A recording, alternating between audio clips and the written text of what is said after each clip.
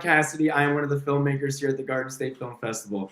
This is our 24th annual year celebrating the festival, and we'll be celebrating from March 26th to the 29th. We have 9 different venues from Asbury Park to Cranford, New Jersey, and over 200 films from various different countries. One of those films I get to talk about right now is Carousel with the writer, director, and producer, Christopher Kozakowski. Christopher, thank you so much for joining me. How are you doing? Good. Thank you so much for having me. I'm excited to be here and get to chat about Carousel with you. You got it. The pleasure's mine. The pleasure's mine. So I am very excited to get talking about your film. So I said we go right into it. Can you give us a little brief summary, synopsis of what Carousel is for the folks back home? Sure. So Carousel is a short horror film following a clown named Charlie on his lonely birthday night when he is gifted a zoetrope, an antique zoetrope that slowly whirls his world into terror and paranormal activity. For the folks at home who don't know what a zoetrope is, could you explain what that is? I totally know. Not me. Yeah.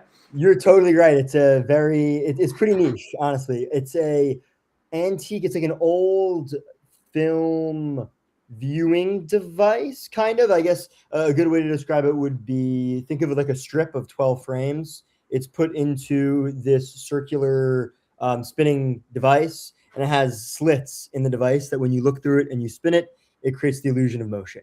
So it's kind of like a pre-cinema way of the magic of 24 or I guess 12 frames a second creating motion. Perfect. Awesome. So, Christopher, you're currently a student at NYU. Yeah.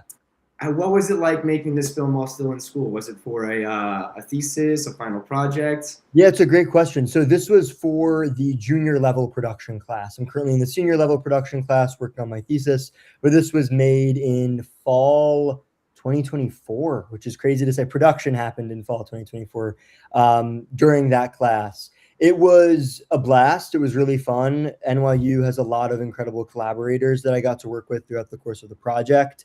It definitely took a lot of juggling and like project management because I was in class. I was also interning at the time, actually at the State Film Commission.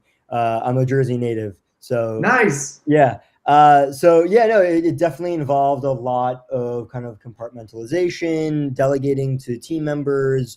And it was super fun, though. The team we had was very communicative, and everyone brought their own fresh ideas to the project, which I think really elevated it. It looks like a film that was a lot of fun to be a part of. Yeah. Where are you from in New Jersey? I'm from Basking Ridge. Nice. Yeah. All right, cool. So what is it like being at NYU right now? Are you what's your like major focuses and stuff? And how did you come up with this particular film idea, and why did you choose to make it? Yeah. So I guess I'll start with like the background for Carousel and then transition into where I am now at NYU.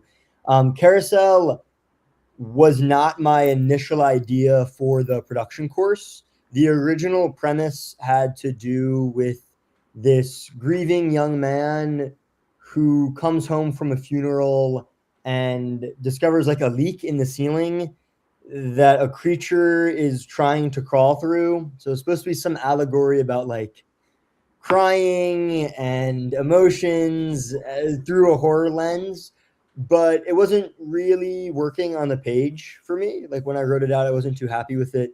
So I started thinking, actually, Carousel originated from an idea I had a while ago about a stressed out animator like up late at night working on a zoetrope that starts to imagine that he has a nightmare that the character he's drawing in the zoetrope comes out and sucks him into the zoetrope. Interesting. But that like seed of an idea was very different. It was just one guy at his desk essentially. Mm-hmm. But then I started thinking of a way to visually communicate loneliness, and I really love irony, and I think the lonely clown is a really striking image. So I thought, why not kind of combine these two ideas, this older idea of this animator working on the zoetrope and this really striking image of a lonely clown, and merge them together. So that's how the general premise of Carousel came about. The idea kind of developed, I would say, organically. Like there's a scene in the film where he throws out the zoetrope, and I had like a rough outline of the story, but as I was writing it, I kind of didn't know where to go. So I just thought, what would I do in this situation? I would just throw out whatever was causing these strange events. Hmm. So I tried to make the character as logical as possible. I think that's what horror audiences are really gravitating to now. Like horror audiences want to see filmmakers push themselves and not just have Jump these scares. characters, yeah, push themselves in creating realistic characters that would do intelligent things in scary Hmm. situations and not just let themselves be victims to clowns and ghosts and whatnot. So that was the start of the idea, and the development worked through a couple different phases. I was able to get a lot of feedback from my classmates as well as a couple of my professors, which was great. And then we shot it. Post production took a while. Post production, originally, the first cut of the film was 12 and a half minutes long. Hmm. So I knew that was way, and watching the film, like Martin Scorsese has a quote, I believe it's Scorsese, has a quote about if you watch the first cut of your movie and you're not sick to your stomach, you probably did something wrong. Yeah. That really resonates with me because I watched the 12 and a half minute cut and I was like, I'm bored out of my mind. This isn't working. So I took a while to really focus the story and get it down to 8 minutes. I guess like a fun fact to share is that there was originally a scene in the film that was cut. I mean, we shot this, but it was removed in the edit of the main character, Charlie. His girlfriend visits him and she's like, "Are you all right? Like, what's going on? Like, um, you want to be an actor, but you're a clown." And it was supposed to kind of feed into this general theme of being stuck in poor habits, which is Hmm. what the zoetrope is, a cycle, like visually. So that was kind of subtextually what I was interested in. So that scene aimed to underline that theme, but it came across as really ham-fisted and it didn't really serve the film. So in the editing process, I really just tried to focus it on this one night and this one character's life. We got it down to 8 minutes, and post-production wrapped in, I believe, September of 2025, and sent it off to the festival circuit. Now I'm working on my thesis film at NYU, which is another horror piece that's going to be a body horror film. So taking a lot of what I learned from Carousel and applying it to this next project. I hope you choose to submit that Thank film you. next year to the festival as well. I'm very excited to see that too. Um, I was going to say that it seems like horror is a very main focus for you. Yeah, definitely. What films made you fall in love with the horror genre, and what films influenced this particular piece? Yeah, I think the classics, like for me, I love John Carpenter's The Thing. It's been a huge Okay. inspiration. Cronenberg's The Fly, huge inspiration. Goosebumps, the TV show, used to scare me to death when I was a kid. So oddly enough, that's a huge inspiration. I think having those like tiny contained stories um, really spoke to me. Like each story felt like you're entering this specific world. Um, so yeah, Goosebumps for sure. Trying to think other huge horror inspirations for this film in particular. The Lighthouse, Robert Eggers' The Lighthouse was a huge inspiration. I wanted to lean into that kind of claustrophobia, not knowing exactly what's real. These characters who are lonely, caught up in paranormal events and really spooky imagery that Robert Eggers does super well. So that was a huge inspiration. I'm trying to think what else we had up there. Um, I did like a pitch deck, and we had a couple comps. But the Lighthouse, oh, the Babadook, some of the atmosphere Oh, okay. of Babadook and the nature of like an animated or cartoon character coming to haunt someone. Mhm. We kind of took inspiration from the Babadook as well. It's an incredible film. Yeah, so those are like five main, I guess, sources of inspiration for me. Okay. Is that typically what you want to do in your career? Is just focus on horror? Are there any other genres you want to tap into? Horror is definitely where I'm focused right now, but I'm a huge fan of sci-fi and fantasy as well. I see you have some Marvel posters behind you. I Yeah. love superhero filmmaking as well. I'm passionate about that. And yeah, in terms of sci-fi, like the Terminator films, I fell in love with as well. I'm interested in genre bending, I guess, generally speaking. So sci-fi horror, like the Alien franchise, I'm a huge fan of seeing how filmmakers are able to take different genre elements and combine them in new and interesting ways is definitely something I'm passionate about. Awesome. Yeah. What Marvel films would you have liked to have worked on? Which would I have liked to work on? Definitely Spider-Man. I think the most recent Spider-Man film. A lot of set photos came out. They're doing a lot of it practically. It looks Oh, like coming up soon. Yeah, I know. yeah, brand new day. So they had some behind the scenes photos and a lot of wire work, a lot of practical stunts. That's an opportunity that sounds amazing. I love it's something that we took a lot to Carousel was this appreciation for practical effects. So a lot of practical makeup.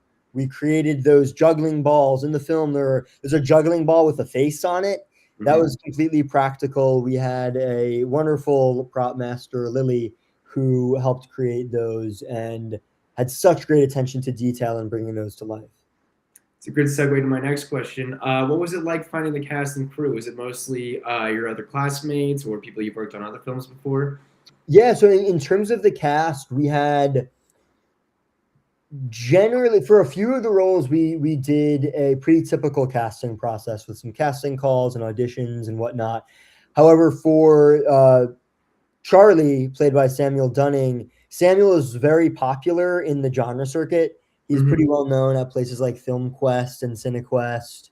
So I actually reached out to him personally, auditioned him, and he was amazing. There's a reason why he's so popular in the horror space, especially he knows how to Great. scream. He knows how to interact with without too much. You know, the film is mostly just one guy in an apartment. So we knew Samuel was our Charlie for sure. In terms of the crew, I had worked with most of the folks on at least something. But a lot of their roles were a little bit larger on this. Like my producer, my producing buddy Alex, we've worked on several things together.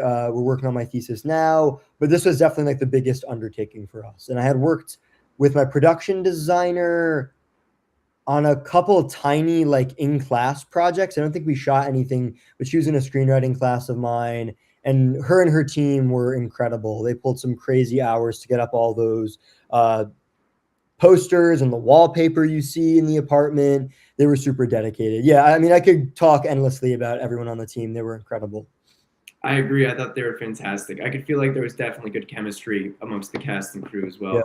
well. As a younger filmmaker, we like to celebrate the younger filmmakers at the Yeah. festival. We have a whole day dedicated to the high school films that we Yeah. have submitted. In your position as a younger filmmaker, what would be some advice you want to give those high schoolers who are watching this movie and watching this interview and being like, "That's where I want to be in the next couple of years"? Where are you Yeah, currently are? that's a great question. I definitely think the first thing that comes to mind is voice. Finding your voice as a filmmaker is a piece of advice that I feel like young filmmakers get a lot. So I guess the angle I'll come at it from is that it's going to take a lot of time. You'll probably have to make a lot of things. I don't know if I've fully found my voice, but be patient in finding out what makes you unique as a filmmaker. Like I said, I don't know if I've fully found that, but it's going to take a lot of trial and error. You'll probably make a lot of things that you're not happy with, um, or things that you're happy with, and then chase that. Right. So definitely trusting in yourself and trusting in the process and not giving up. It's all a little trite, but I think it's true. And yeah, really knowing what you'd want to see. What kind of movie have you not seen yet that you can see in your mind's eye that you want to bring to life? I think that's what's going to set you apart from the crowd. I think that's great advice. I really do. We are unfortunately coming to the end of our time together tonight. I've had a blast talking with you. My next question is, and I hope you will be attending, will you be joining us in person for the festival this year? I am planning on it. I'm in New York City right now, so it should be pretty easy Oh to yeah, hop on the train like what, an hour or two. Yeah, you'll be down here. Exactly. Yeah. Awesome. Yeah, well, I'm going to continue this conversation when you come down for sure. Perfect. Uh, Thank you so much again, by the way. Of course, the pleasure's all mine. I had a great time speaking with you, getting your ideas and your views and everything. I learned a lot from you just speaking with you. I'm happy to hear that. I know everybody else will be in the same position I am with watching your film, and I'm so excited for them to see that. For everybody, that's Carousel being shown Saturday, March 28th, 2026. Block AL8 from 8:55 p.m. to 11 p.m. Once again, Christopher Kozakowski, thank you so much for joining me. I can't wait to meet you in person at the festival, and I hope you have a good next couple months in school. Thank you so much. I appreciate it. I'm excited to see you at the festival too. Awesome.